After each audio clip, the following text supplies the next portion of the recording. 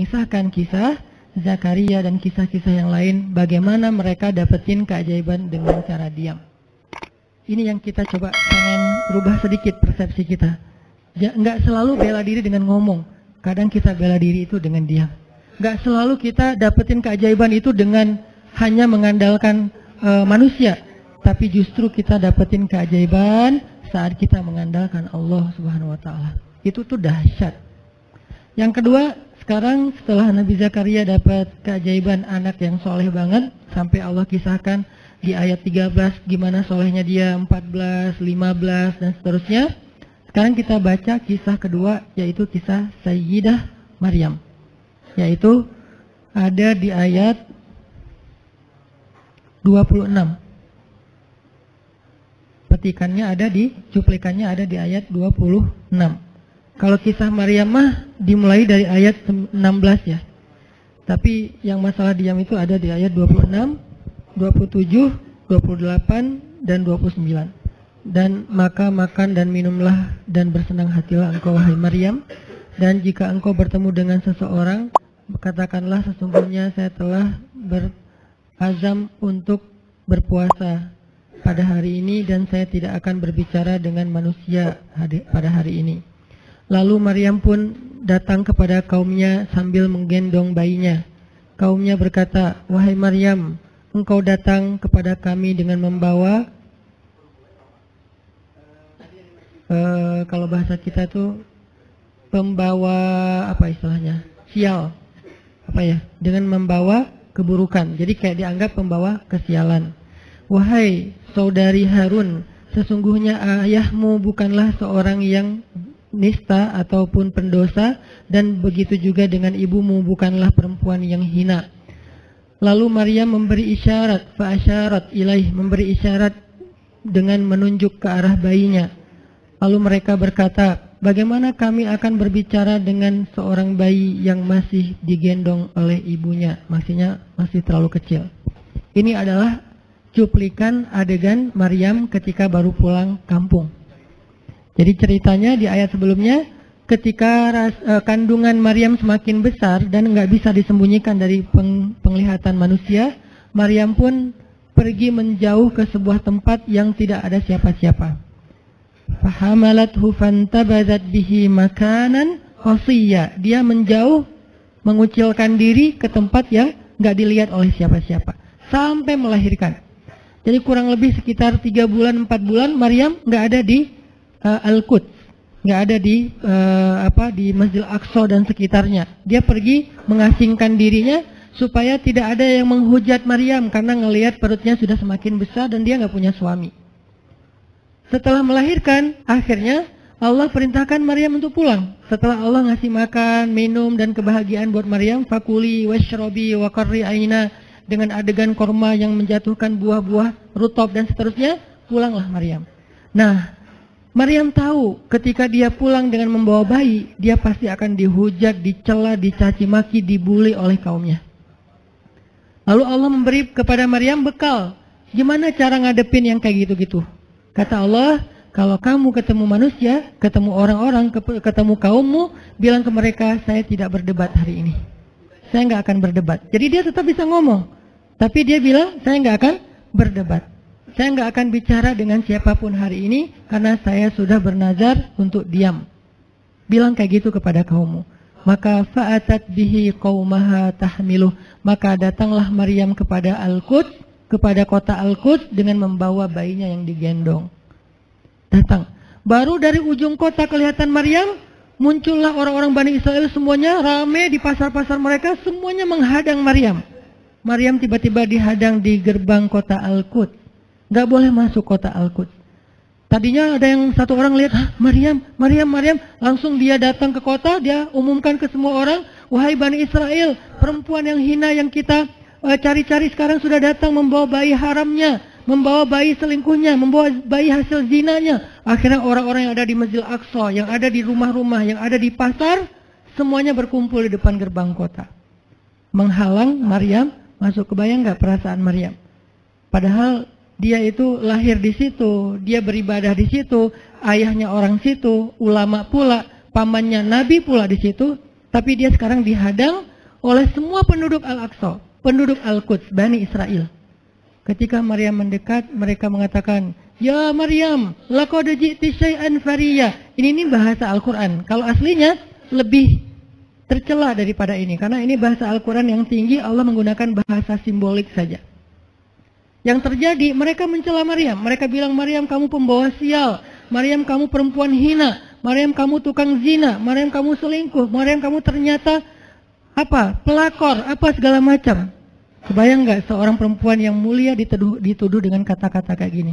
Sedih, pengen jawab, pengen bilang, "Saya ini nggak pernah berbuat dosa. Ini nih Allah yang ngasih kepada saya. Saya nggak punya suami dan saya diberikan anak yang suci dan segala macam." Nggak. Tanya kepada Zakaria kalau nggak percaya. Saya punya buktinya segala macam. Nggak usah, diam aja. Maryam bisa ngomong kalau mau. Maryam, by the way, adalah perempuan secerdas Sayyidah Aisyah. Dia itu kayak Aisyah cerdasnya, kayak Khadijah bijaksananya, kayak Fatimah lembutnya, kayak Asia sabarnya. Maryam itu istimewa. Sampai sebagian ulama mengatakan Maryam satu-satunya nabi dari perempuan. Satu-satunya nabi dari golongan perempuan. Sebagian kecil ulama ada yang menyebutkan demikian. Sehingga mereka menyebut Maryam alaihassalam. Saking Maryam ini keren banget, istimewa banget. Tapi jumhur ulama sejarah mengatakan Maryam bukan nabi, tapi dia perempuan soleha, orang soleh, bahkan satu dari 4 perempuan sempurna di muka bumi, dan tidak ada yang kelima. Cuman ada 4. Kamula minar rijali katsir, kata Nabi. Laki-laki yang sempurna itu banyak, yaitu para rasul dan para nabi. Walam yakmul minan nisa illa arba'ah. Tidak ada perempuan yang sempurna kecuali 4. Asiyah istri Fir'aun, kemudian Maryam anaknya Imran, kemudian Khadijah istri Rasulullah, dan Fatimah bintu Rasulullah. Artinya Maryam ini istimewa banget. Dia kalau mau argumen, dalilnya lebih banyak daripada para rabi-rabi Yahudi yang ada di situ. Karena ketika Maryam dulu berkhidmat di Masjid Al-Aqsa, Maryam itu nggak belajar seperti yang lain-lain. Karena kan dulu orang Bani Israel itu paling anti sama cewek ya. Buat mereka perempuan itu kasta kedua. Seolah-olah perempuan itu nggak punya hak yang sama dengan laki-laki. Laki-laki punya hak belajar. Di Masjid Al-Aqsa perempuan nggak boleh. Ini kesenjangan gender di masa Bani Israel dulu. Jadi kalau ada yang mau nuduh Islam sebagai tidak memperhatikan masalah gender, dia harusnya baca sejarah. Justru Islam, Al-Quran, Taurat, Injil mengangkat perempuan untuk setara dengan laki-laki. Awalnya perempuan itu hina di masyarakat Bani Israel, dianggap pembawa sial. Sampai masyarakat jahiliyah sebelum Islam datang, apa yang terjadi dengan bayi perempuan? Dibenamkan dalam pasir hidup-hidup, dibunuh, dilempar dari bukit supaya mati langsung seketika. Kenapa? Termasuk Umar pernah membunuh bayi perempuan. Umar radhiyallahu an. Kenapa dia sedih banget? Karena dia ingat masa lalu ketika dia pernah membunuh bayi perempuan. Kenapa mereka membunuh bayi perempuan? Karena dianggap perempuan ini membawa sial. Tapi datang Islam mengubah tradisi itu, mengubah persepsi publik. Yang tadinya perempuan dianggap hina, dalam Islam dikatakan surga ada di bawah telapak kaki ibu. Muncul harga diri perempuan naik. Apalagi sebaik-baik kalian, yang paling baik untuk istrinya, dan aku yang paling baik untuk istriku di antara kalian. Muncul lagi hadis, kalau seandainya laki-laki mau bersabar terhadap istrinya, maka harusnya dia bersabar 70 kali sehari kalau dia disakiti oleh istrinya. Yang ke-71 baru dia boleh marah. 70 belum boleh marah. Jadi perempuan, ibu-ibu, istri kalau mau bikin suaminya sebel sampai 69. Atau 70 boleh lah. Tapi yang ke-71, nah ini udah layak dimarahin. Tapi kan nggak pernah ada sampai 70 kan. Paling juga 10%-nya lah, 7 kali sehari. Dan itu istiqomah setiap hari. Hari ini kok kamu gini lagi sih, kemarin udah beda hari. Jadi beda hitungannya, 0 lagi mulai dari awal. Tapi nanti ada hadis penyeimbang. Nabi itu kan bijaksana banget. Yang diajarin bukan cewek doang, cowok juga diajarin. Ketika hadisnya supaya memuliakan perempuan ada, nanti ada lagi hadis laki-laki. Seandainya seorang perempuan menjilat luka dan darah dan nanah di tubuh suaminya, itu belum bisa membayar satu saja kebaikan suami kepada dia. Jadi menjilat lukanya aja belum bisa bayar kebaikan, terus ngapain marah-marah coba. Sehingga dua-duanya ada nasihat untuk suami. Kalau istrinya lagi ngambek, namanya juga lagi sedih. Ya udah kamu sabar aja 70 kali. Untuk istri, jangan ngambek. Karena kalau kalian berbuat baik aja belum bisa bayar kebaikan mereka. Terus gimana dong Ustaz? Ya udah, sekarang solusinya adalah sama-sama mengambil sisi baiknya. Kayak gitu nasihat Nabi. Makanya saya agak kurang setuju kalau khutbah Jumat itu memakai hadis menjilat darah dan nanah. Karena yang dengar suami. Wah bener nih khutbah Jumat, saya senang banget khutbah Jumat hari ini. Pulang-pulang, mah tadi khutbah Jumat keren banget. Nih mah, kebenaran aku catat. Nih mah, gak bisa. Kalau khutbah Jumat, pakailah hadis sabar 70 kali. Menasihati suami. Kalau majelis taklimnya ibu-ibu, masalah tadi, seandainya saya boleh menyuruh manusia sujud kepada manusia, saya suruh sujud istri kepada suami. Masing-masing ada hadisnya, jangan disilang. Ini gak bijak dalam ceramah. Karena harusnya memberi nasihat yang bisa memperbaiki, bukan menambah tuntutan baru.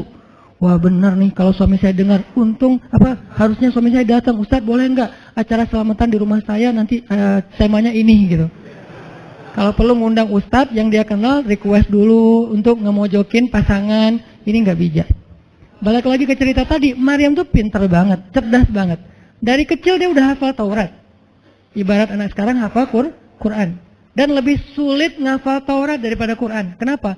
Karena bahasa Al-Quran itu sastra banget. Jadi ngafalnya itu kayak ngafal syair. Itu aja udah susah kan?